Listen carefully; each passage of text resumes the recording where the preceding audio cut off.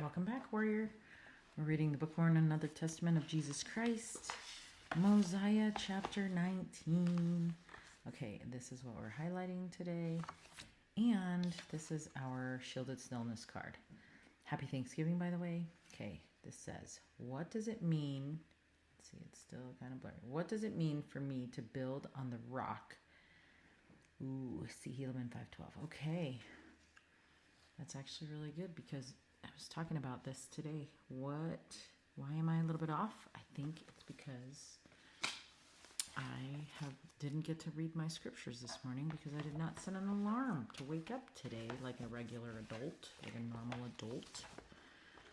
And so I end up with childlike consequences and childish day. Okay, here we go.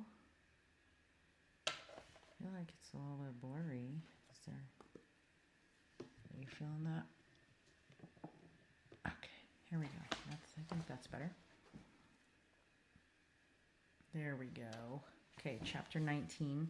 Gideon seeks to slay King Noah. The Lamanites invade the land. King Noah suffers death by fire. Limhi rules as a tributary monarch about 145 to 121 BC. Okay, and it came to pass that the army of the king returned, having searched in vain for the people of the Lord. And now, behold, the forces of the king were small, having been reduced, and there began to be a division among the remainder of the people.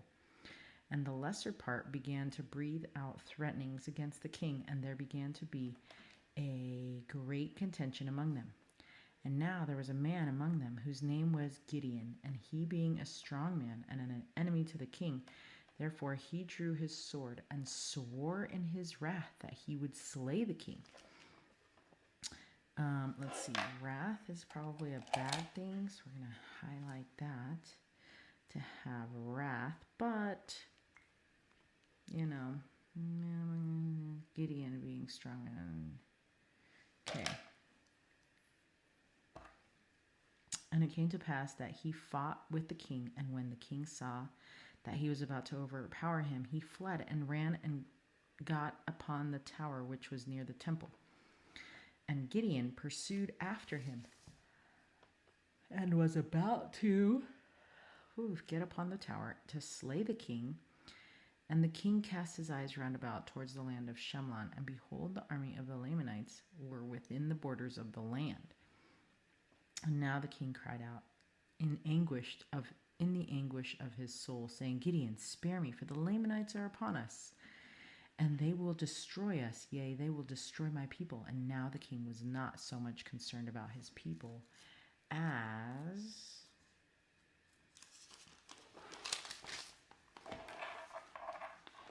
he was about his own life, obviously, because he's a selfish guy.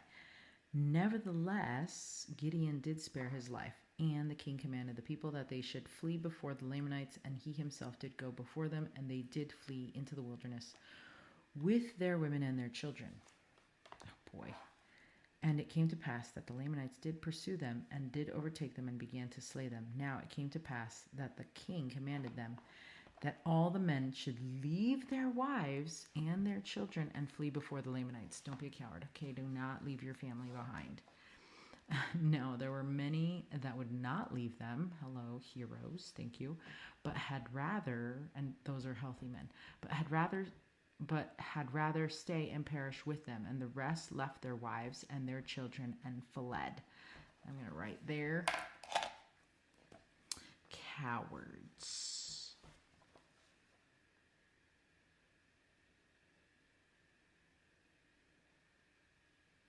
Because don't be doing that. Okay. And it came to pass that those who tarried with their wives and their children caused that their fair daughters should stand forth and plead with the Lamanites that they would not slay them.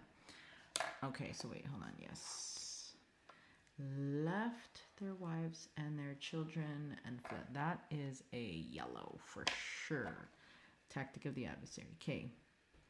And it came to pass that the Lamanites had compassion on them, for they were charmed with the beauty of their women. Okay. Therefore, the Lamanites did spare their lives and took them captives and carried them back to the land Nephi and granted unto them that they might possess the land under the conditions that they would deliver up King Noah into the hands of the Lamanites and deliver up their property, even one half of all they possessed, one half of their gold and their silver and all their precious things, and thus they should pay tribute to the king of the Lamanites from year to year. Well, wasn't that what King Noah was getting them to do? So that's crazy anyway. Okay, and now there was one of the sons of the king among those that were taken captive, whose name was Limhi.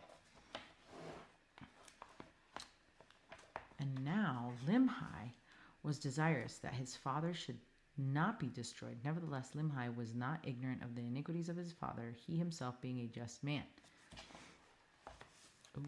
Sorry. And it came to pass that Gideon sent men into the wilderness secretly to search for the king and those that were with him. And it came to pass that they met the people in the wilderness, all save the king and his priests. Now they had sworn in their hearts that they would return to the land of Nephi, and if their wives and their children were slain, and those that had tarried with them, that they would seek revenge and also perish with them. And the king commanded them that they should not return, and they were angry with the king and caused that he should suffer even unto death by fire. Hello, prophecies coming true. And they were about to take the priests also and put them to death, and they fled before them. And it came to pass that they were about to return to the land of Nephi, and they met the men of Gideon. And the men of Gideon told them all that had happened to their wives and their children. And the Lamanites had granted unto them that they might possess the land by paying a tribute to the Lamanites of one half of all they possessed. And the people told the men of Gideon that they had slain the king, and his priests had fled from them farther into the wilderness. And it came to pass that after they had ended the ceremony, that they returned to the land of Nephi rejoicing, because their wives and their children were not slain, and they told Gideon what they had done to the king. And it came to pass that the king of the Lamanites, made an oath unto them that his people should not slay them. And also Limhi, being the son of the king, having the kingdom conferred upon him by the people, made oath unto the king of the Lamanites that his people should pay tribute unto him, even one half of all they possessed. And it came to pass that Limhi began to establish the kingdom and to establish peace among his people. And the king of the Lamanites set guards round about the land, that he might keep the people of Limhi in the land, that they might not depart into the wilderness. And he did support his guards out of the tribute which he did receive from the Nephites. And now King Limhi did have continual peace in his kingdom for the space of 2 years, that the Lamanites did not molest them nor seek to destroy them.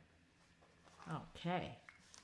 Well, not very much for us to highlight in the blue this time, but we have one verse, which is this very first one.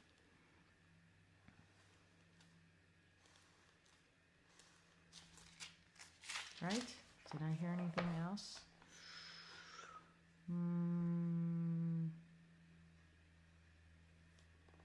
I don't think so.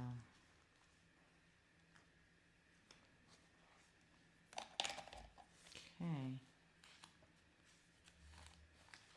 Now we're going to write our Book of Mormon page titles. Page 184. King Noah's priests run away. King Noah killed. Okay, 184.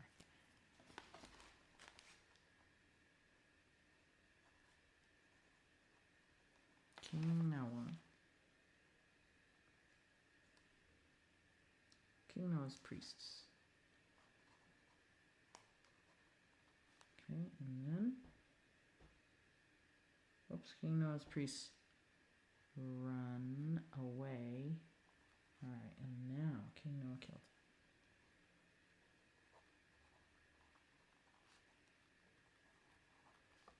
Okay, and then 185. Dude, these things are so long. Limhi becomes king.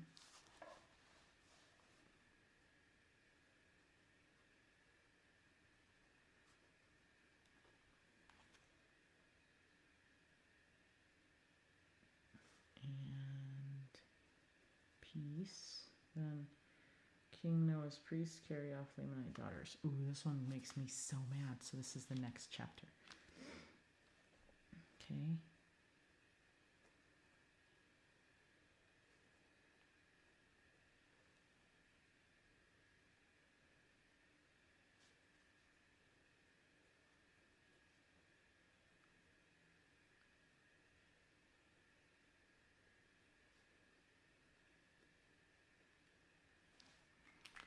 Okay.